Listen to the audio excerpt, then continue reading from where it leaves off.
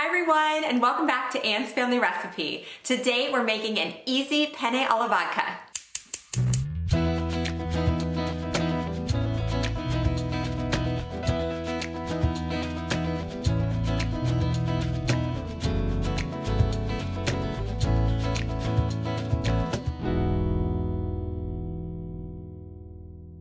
This recipe is inspired by Half-Baked Harvest, which is an awesome blog that I love to follow. She just makes some incredible recipes that have great flavor, but they're always very easy to do. So if you've never made penne alla vodka before, it is really fast and easy and so delicious. It tastes like a meal you would order at a restaurant. It's awesome. And of course, with Valentine's Day coming up, I thought this would be a perfect time to share this recipe with you.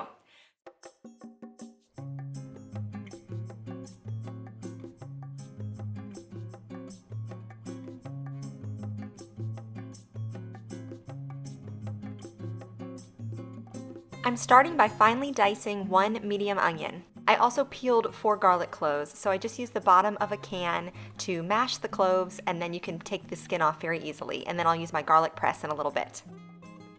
Meanwhile, I brought a pot of water to a boil, salted it slightly, and then added a pound of penne pasta. And this cooked until it was al dente, just according to the package directions.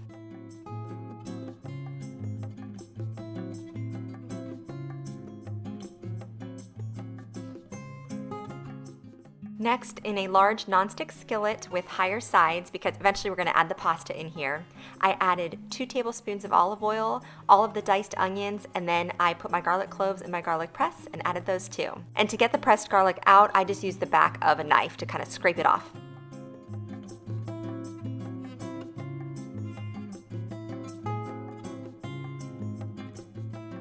I also added in about a teaspoon of dried Italian seasoning, and then I sauteed this over probably about medium-low heat until the onion started to soften.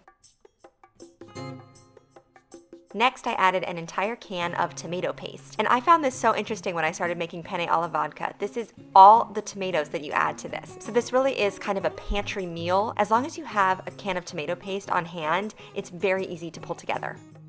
If I'm being honest, sometimes I don't even use vodka, and this just makes a delicious pink sauce. But today I did have a mini bottle of vodka in my cabinet, so I just added that in. And of course the alcohol will cook off.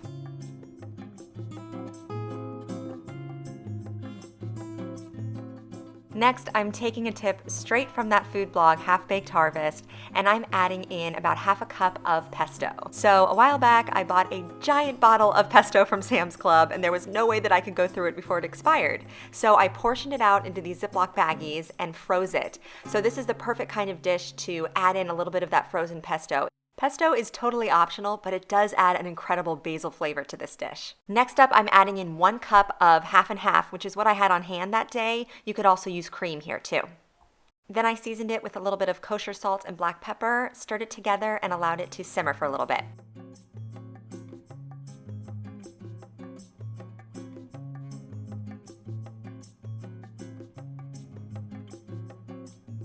At this point, my pasta had finished cooking, so before I drained it, I reserved about a cup of the pasta water, and you can use this to help thin out your sauce later. So I would not recommend using a metal measuring cup. This is just what I had on hand next to me. It got very, very hot, so maybe use a ladle and put the liquid into a mug or a liquid measuring cup, but it's nice to have this pasta water on hand because then you can get the sauce to the perfect consistency.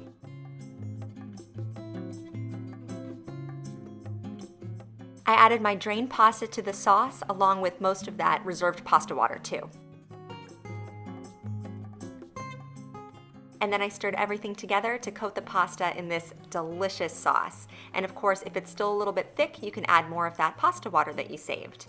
The finishing touch is 2 tablespoons of salted butter, and this melts right in and adds this velvety texture to your sauce.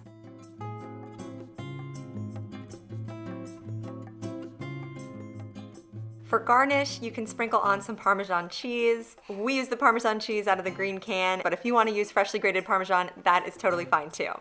And I also sprinkled on some dried parsley just because I thought it looked pretty. If you had fresh parsley, that would be amazing too, or some fresh chopped basil would go really well since we added that pesto to the sauce. This penne alla vodka is divine. It's so easy to put together, probably about 20 minutes total, and it tastes fabulous. It truly tastes like you got it at a restaurant. Also, I just wanted to add that sometimes I'll dice up some chicken breasts and saute them in some olive oil and butter with garlic powder, salt, pepper, and Italian seasonings, just to make some little Italian chicken bites. And my kids like to eat these separately, but my husband and I will mix these in just to add a little protein to the dish. With or without the chicken, it tastes great, and it works equally well as a romantic dinner for two or as an easy weeknight dinner.